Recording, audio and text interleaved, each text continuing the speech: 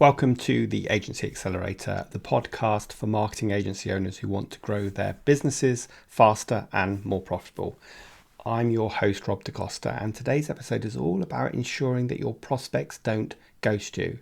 Now, ghosting is a common problem for many agencies, and it can be really frustrating and demotivating when you put so much work into getting that proposal across in a short deadline and then you just can't get hold of the prospect again.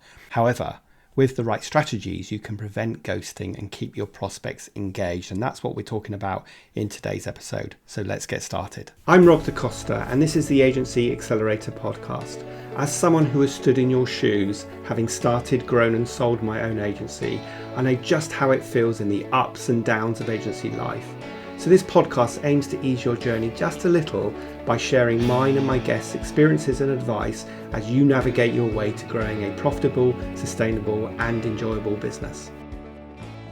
Does this sound familiar? So someone has asked you to write a proposal. They seem like a good fit client, but they've given you a fairly short deadline to write it. So you spend hours and late nights getting that proposal written in a rush and you get it sent over to the client. And then you try and follow it up a few days later, but you just cannot get hold of them, and you try emailing them and you try phoning them and they just don't return your call. Isn't this so frustrating that it happens when we get ghosted by our prospects? And in today's episode of the podcast, I want to share with you some ideas to give yourself the best chance of not being ghosted when you have agreed to write a proposal or do a pitch or get some information over to a potential client, and then they just won't respond to you when you try to follow up. I know this is a bit of an epidemic right now for agencies because I have this conversation with my private clients and my group coaching clients as well, where they have tried many things, but this ghosting still happens. So let's start off by understanding some of the reasons why you might get ghosted when you have agreed to send a proposal. And one of them is because you haven't qualified the proposal well enough. In your enthusiasm to win the prospect, you agreed to write the proposal, but you haven't really done your due diligence. So this is one of those slow down to speed up moments. This is one of my favorite expressions where you really need to slow down and you need to make sure that the client is not just a good fit for your agency in terms of they are an ideal target client and they fit in the niche that you work in, but they genuinely have a budget and they genuinely have a time scale. So you want to make sure that you are understanding all of that before you even agree to speak with them, let alone put pen to paper and write a proposal for them. You also want to understand what the landscape is. Are they asking lots of agencies or have they reached out to you directly? What is the time scale for them making a decision? And if you do all of that due diligence, then you are going to give yourself the best chance of not being ghosted. Now, it doesn't mean you won't get ghosted, but it means you're giving yourself the best chance to end up focusing your time. You're giving yourself the best chance to focus your limited time on those really hot prospects rather than those kind of time-wasting info gatherers who are actually just asking for a proposal so they can kick their incumbent agency up the backside.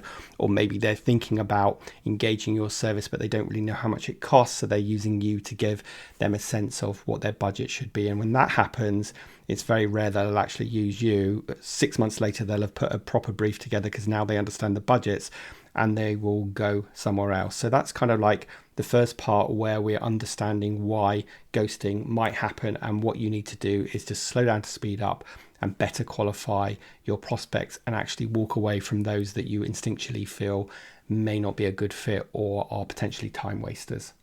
Now, once your prospect has got through that kind of qualification process, you need to make sure that you are building a strong relationship with them from the beginning. So maybe they've just sent you an RFP and you haven't had any conversations with them. Well, you need to make sure that you do speak to them on the phone and you understand their need, how their need fits in the broader context of their business. And you can start building some rapport and some kind of relationship, and also positioning yourself as that trusted partner and that expert, rather than that imbalanced relationship of customer supplier, which a lot of agencies find themselves in, and then they kind of get beaten up by the customer, or they're seen as a very tactical offer. So by building a strong relationship from the outset, you start to position yourself in a peer-to-peer way, and you start positioning yourself as the expert consultant. And of course, that gives you more chance to not only win the business, but retain it for the long term. Now, whether you like it or not, creating kind of a sense of urgency is always going to be a good way to help getting people across the line or to make them make a decision, because I think human beings are fundamentally pontificators, and if we don't create some kind of deadline, we'll always put off tomorrow what we can do today. So that is true in terms of your prospect making a decision. Now, one of the ways you can make a decision without sounding too salesy or pushy is just talk about the availability of your team and how you can schedule time with your team to work in this period of time. But if obviously they delay it, then that would delay the start of their project as well. So that's something that you definitely want to do, is create that sense of urgency with your prospects. And you also need to make sure that you are really clear about your next steps and some deadlines for their decision making, and of course understanding their deadlines as well. And perhaps the biggest, most important tip I'm going to give you in this episode is that before you send your proposal, make sure you have a date in the diary to either go through the proposal or debrief with them or get some feedback. If you don't get that date before you've started writing the proposal, then before you send the proposal off, just call the client up and say, I forgot to include something in the proposal. Can we have a quick chat? And on that call, you say, I forgot to get a date in the diary when you've had a chance to read this, or indeed a date for you to walk them through the proposal. So that is super important to get that next step so that you can keep the conversation going and you don't end up being ghosted. And my fourth tip is about following up effectively, and that is that you need to be a rockfiler. And what I mean by that is that if you are going to invest the time, energy, and money in writing a proposal, then you also have to be super tenacious in following it up. And there are really only 2, maybe 3 outcomes from follow-up, which is hopefully, yes, I want to work with you, or no, I don't want to work with you, or potentially I want to work with you, but we can't actually go ahead right now. Although that's not really a good reason, because if you qualified them earlier, you would know what their timescales are. So the only option you haven't got is just to let it fizzle away to nothing because they've ghosted you and you feel a bit uncomfortable about following up. So I want you to be really tenacious and be a rockviler and pursue it to the nth degree. And if you've applied some of the tips I've already shared, then that won't be so difficult. And don't just do it by email. I think a lot of people like hiding behind email, and of course the other person can hide behind it as well. So make sure you've got their phone number and pick up the phone and actually speak to them to keep that relationship going and that momentum going to the point where they make a decision. Now, you can use technology to support a lot of this by putting reminders in your diary, by using some automated follow-up sequences, although I would really encourage you to be very personal about this, and use things like video messaging, which is a great way of keeping the prospect engaged. I use Loom for all of my follow-up when I'm giving feedback to people, and you can perhaps use it in this case as well if you can't reach them on the phone. So make sure that you have a CRM system that's reminding you when you need to follow up, do it in a timely manner, and always pick up the phone if you possibly can.